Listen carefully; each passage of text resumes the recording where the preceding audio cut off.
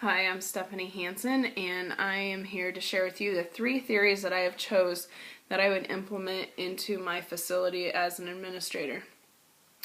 The first theory that I chose was Maslow's need of hierarchy theory. It has meeting the needs of basics for people at 5 different levels. The first level is the physiological needs, which is your food, your water, and your shelter. Second level is your safety needs, which is your protection against danger or threats and free of anxiety. The third level is social needs, which is your affection, your friendship, your love, and your affiliation with others. Your self-esteem needs is the fourth level, which is self-respect, recognition, and respect from others. And the last level, which is the highest level to obtain, is your self-actualization, which is focus of one's full potential. The goal for the hierarchy level theory is to obtain full self-potential for staff members and faculty. The strengths, which breaks down the needs of each individual and where they feel like they are at, so they know what needs have been met and what needs still need to be met, is a strength to this theory. It helps them identify what they've already accomplished and where they still need to go. Some weaknesses about the Maslow's theory of hierarchy is that there's not research backing up supporting exactly the 5-step levels. It shows the order of the levels, but it's saying that they're more flexible and they don't have to be in sequential order. This makes it harder to determine exactly for individuals or for schools to necessarily pick the next step for their goal, because they still may need to fulfill some needs in different areas, but yet have already fulfilled needs in higher levels. I would implement this into my school as a questionnaire to all faculty and staff. And I would use this as a goal-setting tool to help motivate individual staff members to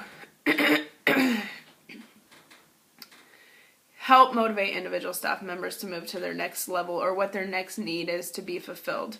I chose this overall theory because, one, it is widely used amongst all schools and other businesses, and it's been proven to help find the needs of members of your workplace and help them move to where they need to go to obtain that next level. The next theory that I chose was the Herzberg's motivational hygiene theory. I chose this one because knowing what motivates your educators in your building is very important.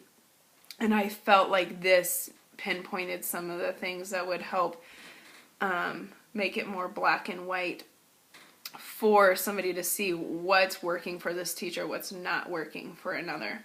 So understanding what drives your current motivators and your staff members, like knowing what works for them to make them want to stay there and teach and keep motivating your students.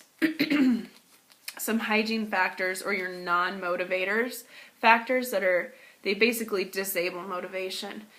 Some of those things would be salary, because people don't want to do any more than what they're getting paid for. Benefits, because maybe in our school some of our paraeducators don't get health insurance benefits, so they don't feel like maybe they don't need to put in as much time. And some of them do, because they absolutely just love kids, and that's great. Some other things, maybe people I don't feel like they have the best working conditions, as in maybe they don't have the best technology, maybe they don't have a smart board, maybe they don't have iPads or a 1-to-1 ratio for students with computers. So those are some of the hygiene factors or non-motivators possibly for educators in buildings. Some strengths of this theory is The theory is driving for self-motivating. Knowing that you desire something better, knowing that your educators strive for something more so they can be the best they can be to implement that into student learning and strive for students to be the best learners they can. Weaknesses, hard to determine what intrinsic motivators are that work for your educators who don't desire the materialistic things. Like they just strive for student success because it's something that they've helped their students accomplish. It's hard to determine what drives each individual, and it's not going to be the same for everybody, so that is a weakness. And another weakness is not all extrinsic motivators are effective. So just because one person wants this benefit or higher wages or other such materialistic things to help pay them for the extra work they do doesn't necessarily work for the next person down the line. So that is weakness also.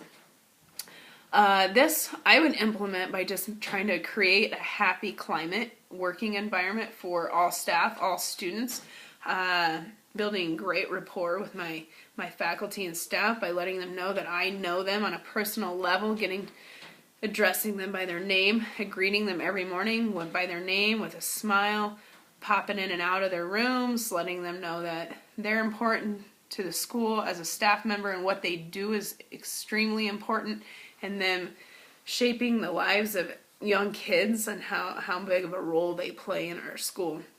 And just letting them know constantly how important they are to our team. Equity theory.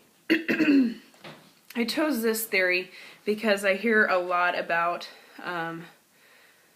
people feeling like they put in a lot but they're not getting a lot of outcome, or sometimes they feel like more is expected of them than what they're getting. And so I like to see how this works. And so the outcomes, it says, should be equal, but we all know that sometimes you might not put in as much as what you're maybe getting out, or you might be putting in more than what you feel you're getting out of for benefits. An example of this equity theory would be putting in extra hours for a parent-teacher conference. I've heard a lot of teachers talk about this, that they work several extra hours after school couple times a year, and then they don't see necessarily any reward for their time and extra efforts, and sometimes not even a simple thank you gets put in. And so I know that this sometimes get under some of our staff members' skin.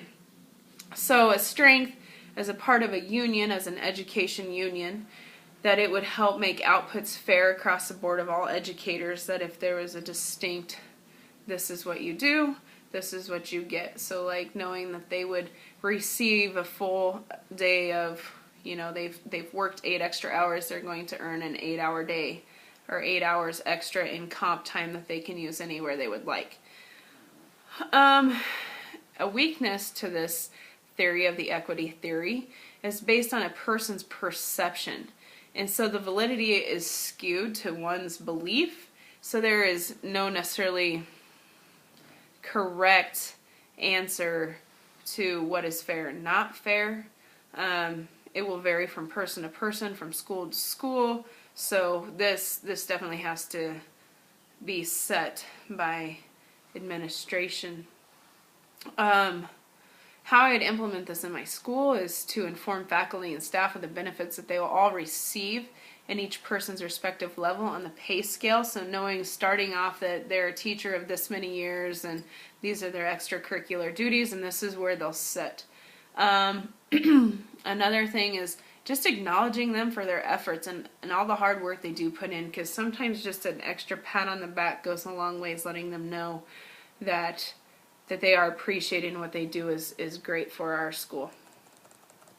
Some of the questions that I would pose to my teachers in our building is that, 1, do you feel that student needs are being met on the Maslow's hierarchy theory for your students? Do you feel like your student needs are being met? Another add-on question to that, can you specifically identify any of your students in your class whose first 2 levels of hierarchy are not being met?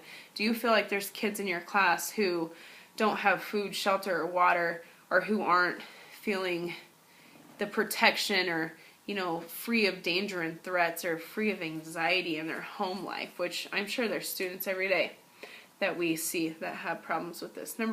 My second question, number 2, what are some intrinsic motivators and hygiene factors, which are non-motivators, that influence you? So I want to know, what are some things that trigger your motivators, and what are some things that are not such motivators for you, that are downfalls for your educating? My third question, do you feel that all students in your classroom are getting an equal opportunity to learn? Do you feel that each kid is getting the exact opportunity to learn as others? Do you feel like you're offering that to all students? Question number 4, do you think that your students see unfairness between them and others, classmates, and from their teachers and the building? Do you feel like some kids are being favored? Do you feel like some kids are being picked on? And that is my last question. Thank you.